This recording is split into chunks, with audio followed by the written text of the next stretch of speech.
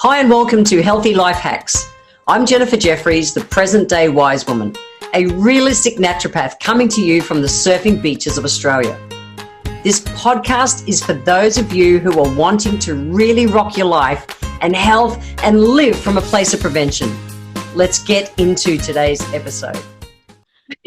Wow. Can you believe that talking about pessaries and prolapse has been so successful? I've been asked to get Georgia, my fanny physio, back again.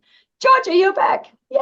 Yes, I am. I got some pessaries to show you. I bought toys with you. You've bought some pessaries to show. So what we're going to do in this episode, we're going to talk more in depth about the actual pessaries.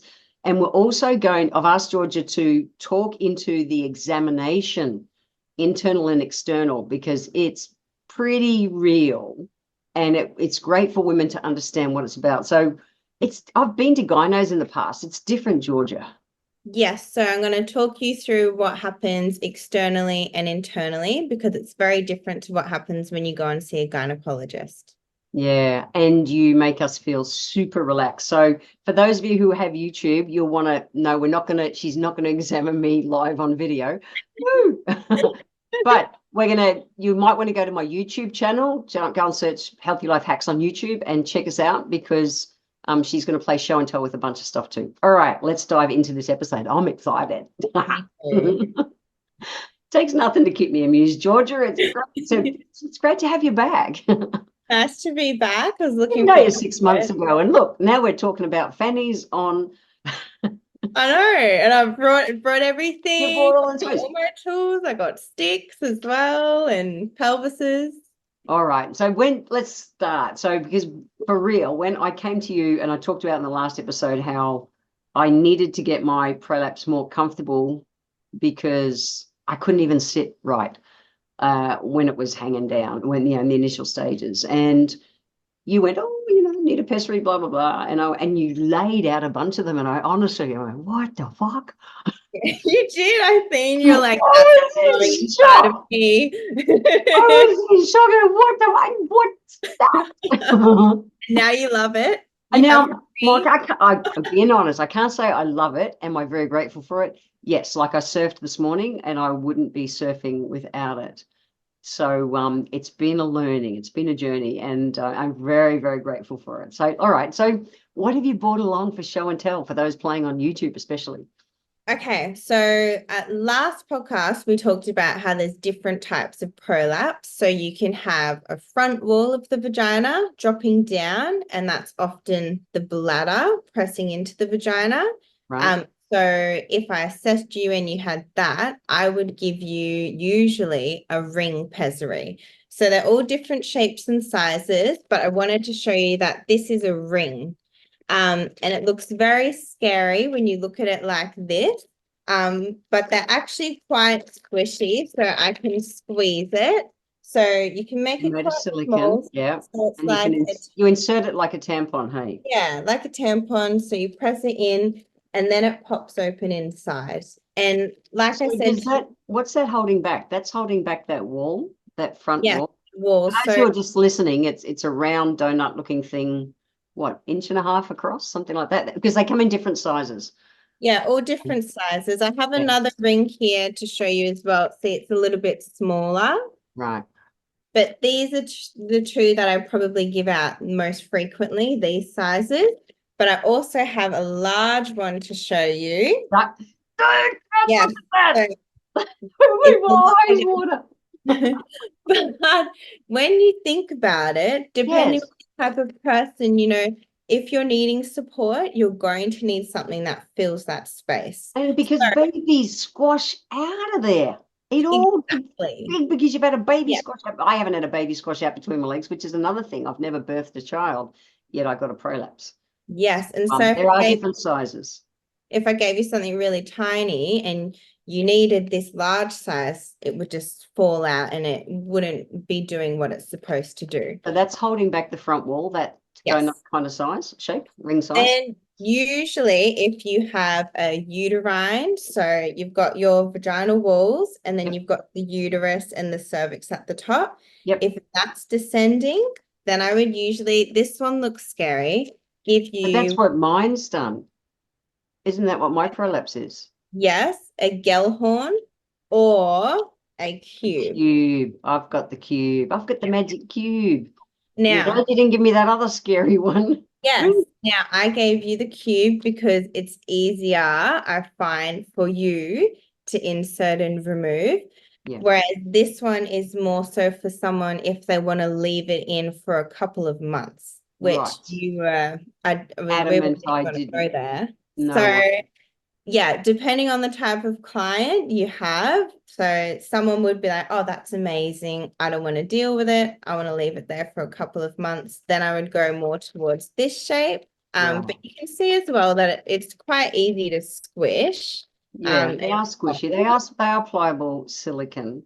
And Yeah, even the cube one I've got, definitely it squeezes. yeah. And so like quite easy for me to squeeze. And then Um, if it show, it's got like that one, the one I've got, it's got like a there's a silicon little loop off the bottom that yeah, works like a string on a tampon. So it's easy out as well. yes. Yeah. So they are the pessaries. Ta-da! All right, let's talk. And so please don't be scared of them. Honestly, I was shocked. This whole everything for me was, I was oblivious to it. I never thought I would be one to get a prolapse. And so my mind had never gone there. I'd never looked at it, researched, totally aware it can happen, knew none of the mechanics of it. And when you pulled them out, I honestly went, what the fuck? Yeah, but I showed you them all and You you did. felt them and you got to see that they're actually quite pliable. So we actually spoke about it first A and then long time. Yeah. yes. And for you, because you'd already been assessed by Sarah, your other fanny physio, Yes. you knew exactly what you're coming for. But Yeah. with most other people, I send them home to think about it, and then they come back next time. We have another discussion and make sure that's the path we want to go on. Yeah. And then we spend the whole session making sure it's the right size and that it's comfortable and that you can put it in and take it out yourself. Yeah. Okay. Very cool. So remember, please don't be shy. Go and talk to your women's health physio, which is what I call fanny physios, to talk about that as an option if you are experiencing P things, urge incontinence, frequency incontinence, or the bulge that, like me, your uterus had decided to want to descend a bit. Yeah. Okay. Cool. We're good. Let's talk the internal. That was another game. So Yeah. I initially had an internal with Sarah, my other fanny physio, and then had an internal with you as well. And you both use the same system. So we wanted to talk about the internal. So you've brought body bits along. Yes, I have a model for you. Perfect. Yeah, I'm going to shut up. It's all yours. Talk us through an internal. So after we've gone through all of the muscles and you understand in detail the anatomy of the pelvic floor, then I do an external examination first. So this is an exam where I just visually look. So we separate the labia and we visually want to look. And in my head, I'm anatomically thinking of this muscle. So one important measure that we do take is a measure from the anus up to your urethra, which is what happens at the urethra, Jen? It's where you pee. Yes, good. So I we thought that was going to be a trick question. no, well, some people don't know that. Oh, okay. Yeah, All right. make sure everyone understands that. Okay. So we actually use this little stick here. We measure from the anus to your urethra. Yep. And we get you to squeeze your pelvic floor. And I want to see how much of a squeeze you have and how much the pelvic floor shortens. And then I also get you to push down and I want to see how much it lengthens. And just by doing an external examination, we can tell, do you have a good quality squeeze?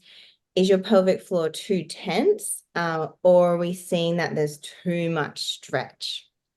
So Right. that's the external part. Okay, cool. Okay, so that's the external. Yes, you've measured my bits. Yeah. I can honestly, I'm a very out lesbian. I might have been with a few women over time. No, I've never had a ruler there. just sharing. Yeah, so it's exciting for you. I know. It is Gonna go. actually, as a naturopath, it's incredibly interesting to understand this part of the body that I knew nothing about. Yeah. Yes, and that's what I love is I'm like, you're gonna go home having learned something new about yourself. Yeah. All right. Um, Keep going. Let's so go. from there, making sure you feel comfortable, then we go on to doing the internal examination.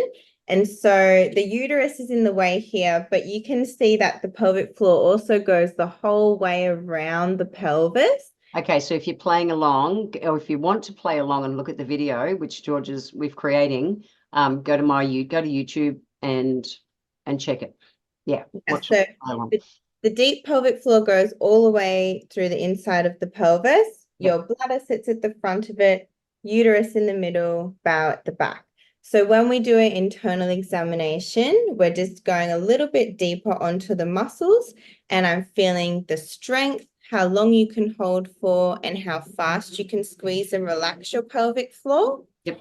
And then I also get you to do a bit of a bear down, and I want to see what's happening at the front wall of the vagina and the back wall, and also at the top of the vagina. Is there movement? And if there is, how much? And going off that examination, that determines what we do for treatment. And you're doing that with a gloved finger, for those of you who mightn't have worked that part out. And Yes. so that's what interested me so much, was that I was so tight. And I remember when I had the first exam with Sarah, the pressure points inside me were so sore. I was so tender, like everything was so tight. But yeah, I'd been smashing out Kegels, my version of Kegels. So I'd realized Yeah. something was wrong and was waiting for an appointment.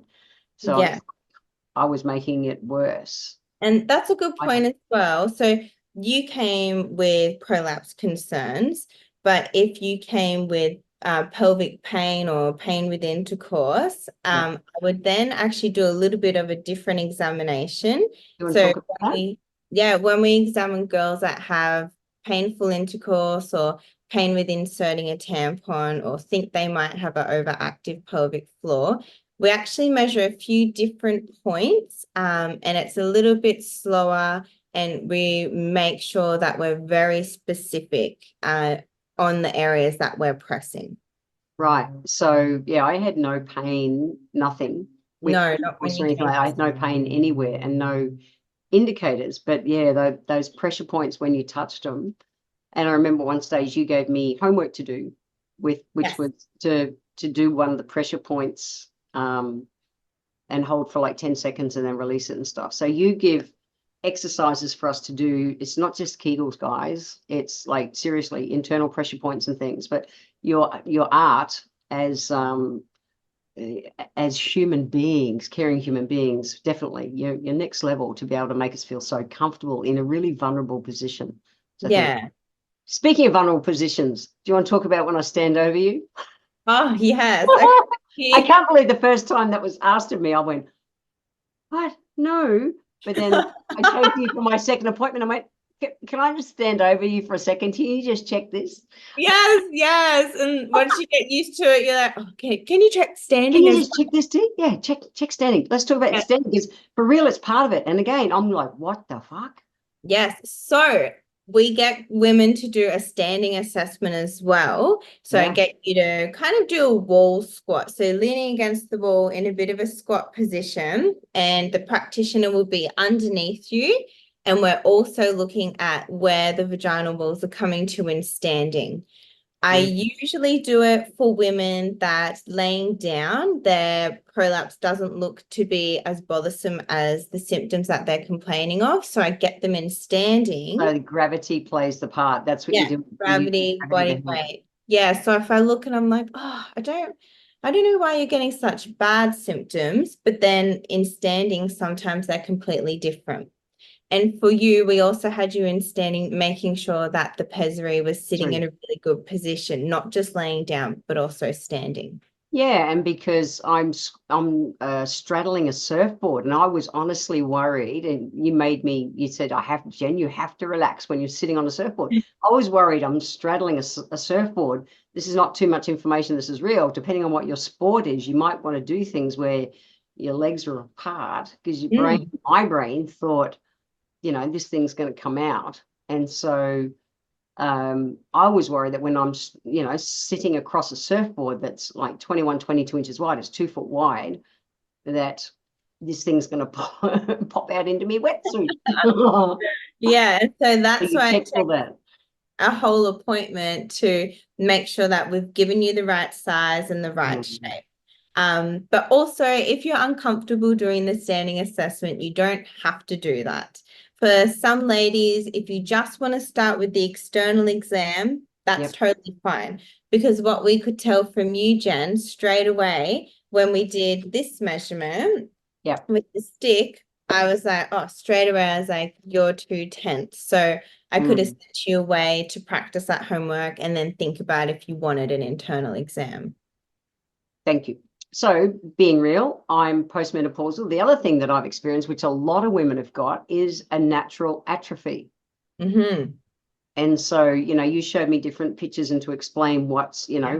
I've got a natural atrophy as well. And as a naturopath, we're meant to have that decrease in estrogen. And so it's a natural thing that happens.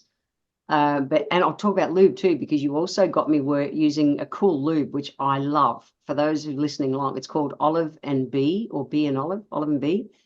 She's got one there you can show. It's excellent. As a naturopath, it's beeswax and olive oil, because when it first started happening, there it is. It's called Olive and Bee. You introduced me to that. That's been a lifesaver, Yeah. because I went like to the chemist shop, and because imagine part of my body that was meant to be inside was outside. And it literally, it was, I couldn't walk, was walking like a crab. It was pinching all the time, and the discomfort was what was horrible, the discomfort with that and sitting. And the lubes and things that I was getting from the chemist shop, all the water-based kind of lubes, didn't cut it. Mm, They did not work. It was like they almost dried it out more. So yeah. the tiniest drop of that's been a godsend. I still use it every day. It just gives me a comfort And you level use it externally, externally. yes, to help with vaginal dryness, which helps Mm, with low estrogen. Uh, yeah, that's something we can talk about and identify as well. yeah. Internally with the pessary I use a water-based one, like you said. Yeah. Yes. But day-to-day comfort level, I use that every day. It's been so good. So thank you for that. No, it's good. Cool. All right. So you measure it, you do all the pressure points, all those kind of things. What's and this is something I've had, because so many women have just went, Jan, me too, since I've, been so public about this. What's the normal timeline with women? Even I said to you, oh, come on, quick, how quick's this going to do? Because I'm going to do it on Jen's timeline, not yours. There's no set timeline, is there? Because there's so many variables. Yes, everyone's so different. Biggest thing is you really want to focus on your bowel health as well. Want Yep. to make sure that you're avoiding straining and being constipated, because that repetitive pressure is not going to help you at all. So looking after your bowels, looking after your weight, so maintaining a healthy BMI. You also want to make sure that you're doing other exercises as well. So you want to be working on your core and working on your glutes to give your whole body support. So it's Yep. not just your pelvic floor and the pessary helping you. Yep. But what they've found in the research is it's new, is about after 2 years, then you have more so a reduction of the prolapse without the pessary in. Right. Yeah. So mine, it lets me know if I'm tired, it drops. If I've had a big busy day, it drops. I can't hold it in. But otherwise, mine's up a good half of the day plus. And it has done, has done complete days up. Yes. I want to beat the statistics. I know. Yes. Simple pleasures. Yeah. All right. What do we want to leave women with? This is real. I looked it up. It's like 1 in 2 or 3 women will get a pelvic floor prolapse of some description in their lifetime, particularly over 50. It's way bigger. I think So let's leave women with the message that it's never too late or too early to go and seek help. So if you have symptoms, but you don't have them every day and they bother you, go and ask for guidance and help and a bit of reassurance. If you've had your symptoms for a long time and you feel like it's too far gone, there's so many things we can do to help you. Yeah, I agree. I had a girlfriend of mine who didn't know anything about, no, she came to me after I came out about mine, about my prolapse. It's so funny how you said I know, that. I came out as being gay. This is scarier than coming out as being gay. It really was. Very vulnerable. Anyway, but she'd been peeing herself for 18 years. Wow. She went and saw Dr. Sarah Matten, my other one, my other fanny physio, who just works a little bit different to you. And that's why I see both of you. Yeah. 4 treatments. Wow. She would pee in herself every day, 4 treatments after That's 18 years of peeing herself. That's insane. Yeah, and she probably thought, one, I don't want to tell anyone. Absolutely. I'm embarrassed that I have been putting up with this for so long. And also, she probably didn't know who to go and ask. Absolutely. Yeah. So you guys, you do such good work. So thank you. I hope that's been of help, everyone. What's the best way to follow you, find you? And because I play along, I talked about it on the last episode. I like watching your reels and posts that you do to say, here, let's play along. Let's do, 5 seconds and 10 fast ones. And I play along when you do those. So what's the best way for people to follow you? So to follow me, you can follow me on Instagram, or my Facebook is the same. It's Women's Wellness Project. That's it. It's not Fanny Physios. It's Women's Wellness Project. And you're an amazing Pilates instructor as well, and you do so much with pregnant women and women's health. It's not just pelvic floor stuff that Georgia does on her. If you go and follow her on the socials and things, she's got a ton of information out there. So go and check her out. Follow her and play along. That's it. We're cool. Thank you. It's such a great service that you do, and thank you for being open to doing this with me. I really appreciate being able to help other women with this. Thank you. I'm so glad to be on here educating everyone. Cool. Thank you. See you guys. I want to thank you for being here today. If you enjoyed my podcast, please let me know by leaving a review on Apple Podcast. Every month, I draw one lucky person who leaves a review, have a free 1-hour consultation with me. Be sure to subscribe to the show wherever you're tuning in from so that you always catch the next episode.